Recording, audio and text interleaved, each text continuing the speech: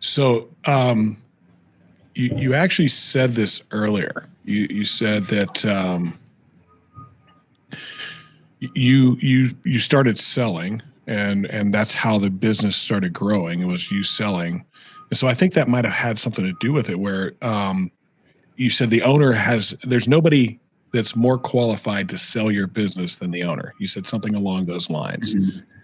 And so I want to call attention to that for the listeners. Like, that's reality. That's the perfect point. Really, probably why you hired the production guy, knowing that hiring sales guys coin flip if it drives revenue or not. But if you're selling, you have no doubt in your mind that you're going to be able to drive the revenue that you need. How did it feel to be responsible for these? Now you got three people. You got this kind of mercenary guy, you've got a production manager, and then you have a salesperson. Now you got a little responsibility. How'd that feel?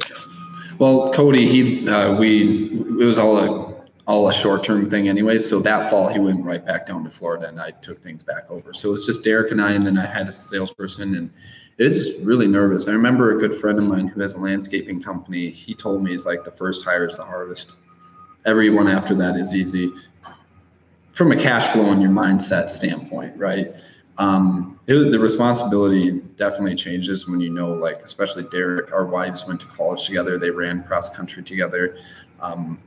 And like, these are people that are really close to us that now they're taking a leap of faith. He actually lived in Wisconsin and would drive to Minneapolis and work Monday through Friday, stay at his sister-in-law's house on the couch, and then drive home 3 hours to Wisconsin on the weekends to see his wife. So listeners are going to hate this. Where in Wisconsin did he live? I don't remember. Okay. No, Toma, Wisconsin. Oh, wow. That is a long ways away. Because so funny story. I lived in Wisconsin, halfway between River Falls and Menominee, if you know where Spring Valley is. Oh, yeah. Which is about 26 miles to make it to the border. Yeah. And then I would drive to Eden Prairie. So that's a good ways on the, what is that? That's the southwest side of the cities. So it's about an hour and 15-minute drive one way. And I would do that every day, and then out. Yeah, he ended up doing that. He moved to Menominee then like a year later, and then ended up doing that drive every day to and fro. Yeah. That's pretty wild. Pretty committed of him. Yes. But so you now have these responsibilities. What did that do to your mentality as the owner? I wanted to take care of them, and that's one thing that I like started understanding by a lot of like the industry is a lot of people are 1099, were at least at that time. There's a transition now, but a lot of people 1099 independent, and there wasn't really a cultural kind of integration and like formed culture. So I kind of wanted to like I just wanted to care for them and try to get them benefits, and like, so I could actually care for these people I really cared about, in a way that like another company out there would do, like Medtronic or something like that. Like, I wanted to get them benefits. I wanted to get them like retirement options, all those things. I wanted to provide revenue so that I wouldn't have to tell them one day that it's over, That's pretty awesome. The idea that you care enough, the picture you have in your mind. A lot of guys don't know who Medtronic is, but it's one of the biggest medical device manufacturers in the world.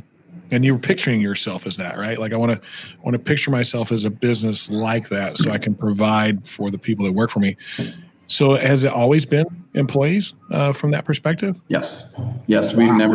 I've briefly had someone start as a 1099 for like 4 weeks, and then they switched to W-2. So everyone, and that's the thing, is like, I joined the UASRC at that time, which is now dissolved, but the United Association of Storm Restoration Contractors, and there's a number of founding members in the Twin Cities of that. And I ended up meeting Jacob Sachs, and he introduced me to a number of people, and I was this close to going to the 1099 whole model and profit split and all that jazz. And the number of people and mentors in that group were like, don't do it. You'll have to switch over later and start with the W-2. So we've always been W-2 employees on sales and everything.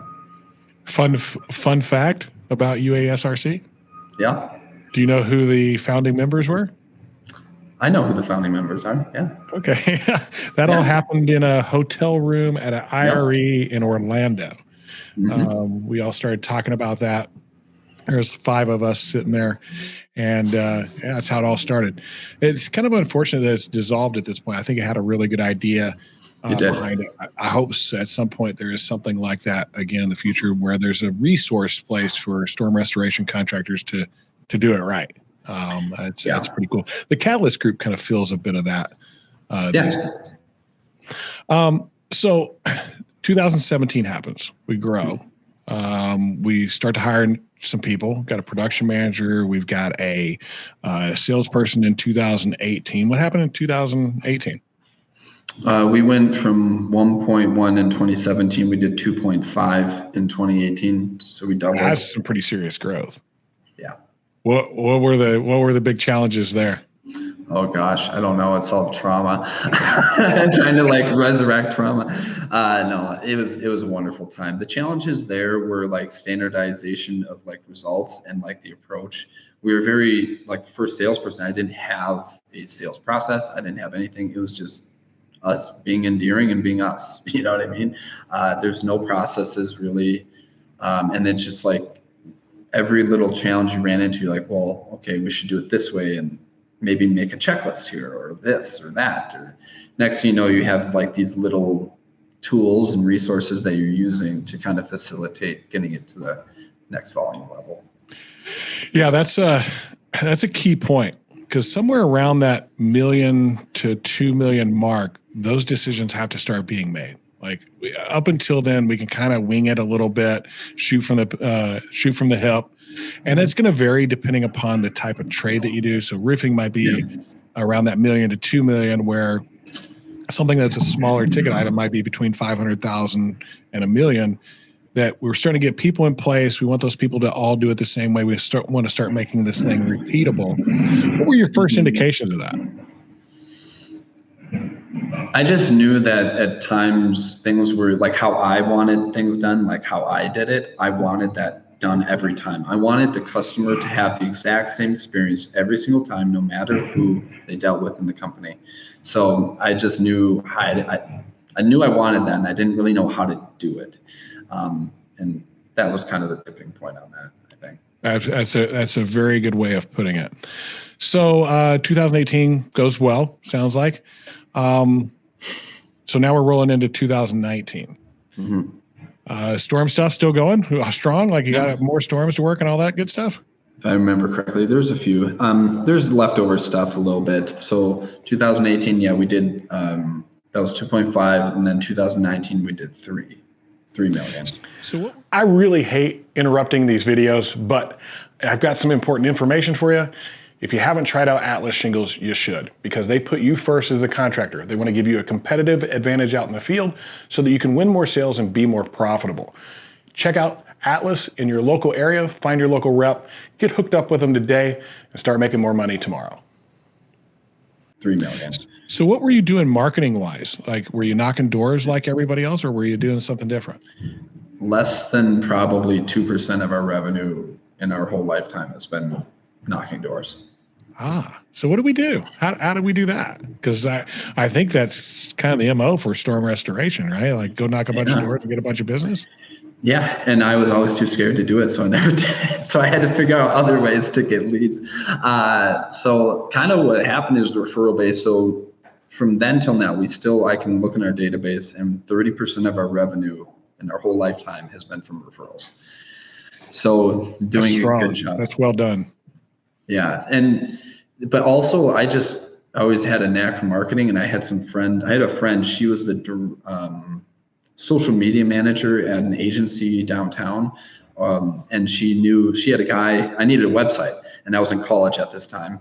And I knew I needed a website, and I was like, Morgan, you know all this stuff. Do you know anyone who could build me a website? And she's like, well, I do have a guy. He could do it on the side. His name is Tim. And I'm like, oh, okay. So I got to meet Tim Brown, and he was working full time at. This was Tim Brown before he's Tim Brown. Yeah. Like, he didn't know the anything original, about the roofing. OG Tim Brown. Yeah. So I met Tim, and he presented me with his website, which was like 3-4 times the price of someone else. And he sold me on the value of like what could happen. And we've been working together quite well ever since. So like that really planted the seed, because I always knew I wanted to have like a reoccurring sustainable business on like my revenue. And I just kind of knew from SEO with some friends who had like SEO companies and stuff like that, that was a very important thing to be planting the seed now. Because everyone I talked to said the roofing industry, they're like, it's such a low hanging fruit. We don't know why all you roofers don't invest in this. It's so stupid. None of you like, so I was like, all right, I'll do it.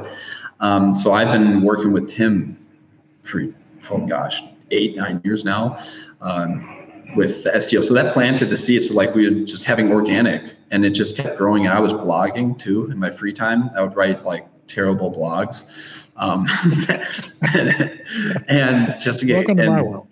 yeah, well, like, yeah. And then it just that was kind of the baseline. And we didn't actually start spending money on Google until 2020. So wow. So from 2013 till 2020, so 7 years, 8 years, you didn't spend any money. Google Local Services we did in 2019, the GLS. Okay. We were like one of the first people on that in the Twin Cities. But yeah, I didn't do any Google AdWords until 2000. Now, I heard this thing that SEO is dead. I actually saw an ad on Facebook that said SEO is dead.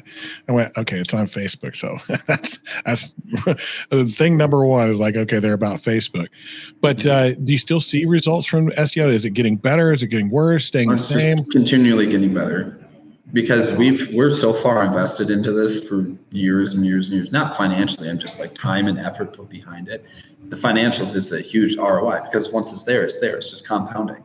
And as long as you're adjusting it to Google's algorithm and you're continually feeding, making yourself valuable, you're gonna do well. And we get tons of website submissions like daily.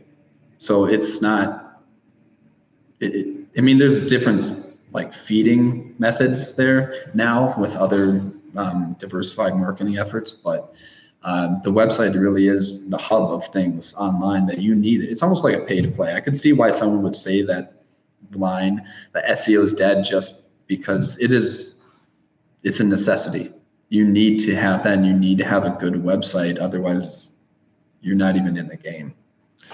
Yeah. And if somebody was starting today, would you give them that advice? Like, hey, get the website going and do that now? Yes and no. I think that it's diversified effort. I think that depending on the person, you can make your money work for you real quick if you put it in other methods. So I think it diversified. Well, it's just like Google Ads, if you have that figured out, or like even just free stuff, Facebook, social media. You don't need to run ads to make money on social media. It's a low hanging fruit. You're free. Your network. Just even like networking is the way to do it. Like I joined a networking group last year, actually. So I'm like out there networking and doing that. And that's a huge ROI as well. Yeah, I couldn't agree more. I just read a book here recently. I'll give it to you if you haven't read it before. It's called The Power of Who. Have you ever read that? No, I haven't. So many of us, I think, are about building this really wide network. Like I want to know everybody and anybody, and that way they all know me, type of thing. This book's concept isn't about that. It's about having a tight network and deep relationship with each one. And do you find that, like, as you're now building out your network and stuff like that, you've built relationships with certain ones and they seem to be more valuable than just the everybody that we know? Oh yeah. Yeah, absolutely. There are people that know your customer before you. So who are those people?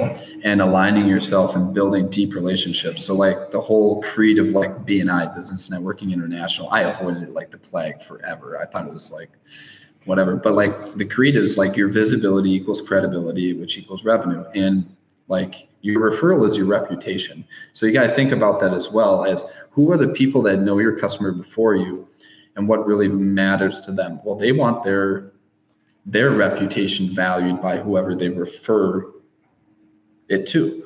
So like if I refer someone to Jim Johnson, it's a reflection on me, your performance, right?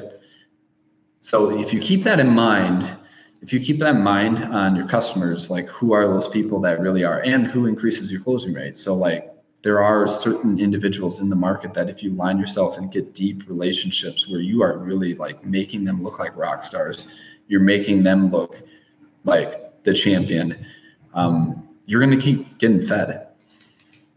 That's really good. Like you said something there that I don't want the listeners or viewers to miss. This idea that your network knows your customer before you do. And so they're your little broadcast voices out there. Yep. They're the ones that, like when somebody says the word roof and they go, oh, Josh, that's the first thing that comes to mind. Yep. Or North Face, first thing that comes to mind. Yep. And I think we don't put enough effort into that sometimes, especially in the storm world. And I'm going to come back to that a little bit. So 2017, a big storm.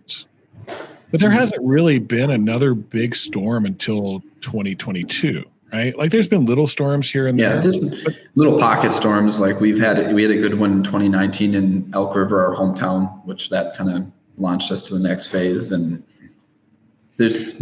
But even then, so that's 2019. So 2020, 2021. So that's 2 years of not a whole lot going on, probably picking up some work that hadn't been completed, which is what a lot of folks aren't able to do. They're not able to pick up those ones that kind of slip through the cracks. Mm-hmm. I would think that the reason that you're doing that is because of the heavy investment you made on the digital side.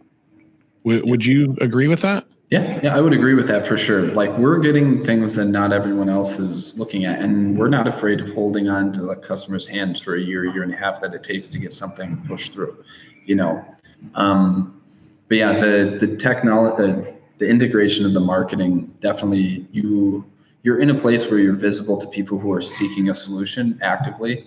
And if you're the one that's right there to be found, your credibility and your closing rate and your ability to close that is just going to go up higher. It's like I said earlier, like my whole model has always been like, I want a sustainable revenue stream. We've never really targeted storm, which is interesting. We've always targeted, our inbound has always been 60 to 70% retail. And then our revenue has always been 60 to 70% insurance. So it flips. And we never really have chased the storms either. Explain that. So our lead intake is 60 to 70% retail, but our work is 60 to 70% storm work. What's that flip? How's that happening?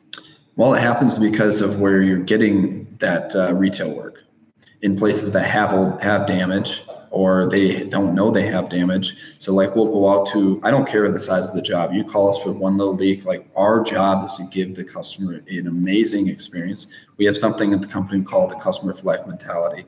And that means like, even if I can't provide a solution to your problem, maybe it's a plumbing leak, I'm going to make you feel so special and happy with the experience that you had meeting me, that then you're going to be a customer for life and an evangelist of the North Face brand for me. But then also like going out to a gutter lead, you might go to a gutter lead and it's there's literally a job in Elk River, our hometown. We went out to a gutter lead and it was like 50 feet of seamless gutters. How many roofers are going to come and bid that? Well, we did, and it turned into an $80,000 claim. Wow. And so where did you get this concept that these folks that might just be a gutter job or a repair job or something like that could be an evangelist for you? I think everyone can, if you make them feel good about the experience and you make them feel special and cared about. I think so many people don't approach it that way. They go, crap, man, I got a repair lead. We love it. Yeah. I have a text thread that all my salespeople are on right now, and they're like, today there was a text like someone went out and sold a $2,000 window leak repair, and they're sharing the contract and all, like, it's not about the size, you guys, it's about serving them. Like, and that's the culture they have. We are here to really take care of the customer and make them like happy, because social proof, it comes around. Like if what you do to others will come around, you need to make sure that you're doing the right thing. 100% agree with that. So we'll go back to 2018 again. We had 2 people working for us. It's now 2020. It was more than 2 at that time. So I had actually I had 3 salespeople at the time. Manager. And then production manager, and then I had a supplementer. That was short. That was like a short-lived time. Then I outsourced that. Yeah, so 2018, we had I think about 6-7 team members, something like that. So where are we at today? It's 2023. In regards to team members or revenue? Yeah, how many team members? I think right now we're at about 28 full-time people. 20. Wow. Did you say 20 or 28? 28. 28. Okay. Wow. And what kind of revenue are we looking at? Well, last year we did 10.5. This year we're going to do 12 million residential. And we're on track for it. Like if you're looking at your numbers and everything, you're on track. On track, if you take into the fact about an extra 4 weeks of winter that pushed us out a little bit. So that's you take a little bit of a mulligan there, little bit of a mulligan on that one. But no, that's where we're at. And well, it's pretty funny though. Like in those northern climates, that'll happen, right? Like you have winter that goes longer. And you're like, oh crap, that's going to throw off all my numbers. Well, the work still needs to get done. It's just going to all happen very fast. It's going to be like big flow. If I understand weather correct, I was just up in Minnesota not too long ago. It seems to have broken, and so are we hard at work now? Oh yeah. It's like you said, like you got to go. You got to be ready. That's the thing. Like especially in these markets, it's been a lesson I really learned in the last year or so is the speed. Like you need to be agile and be able to produce and move fast.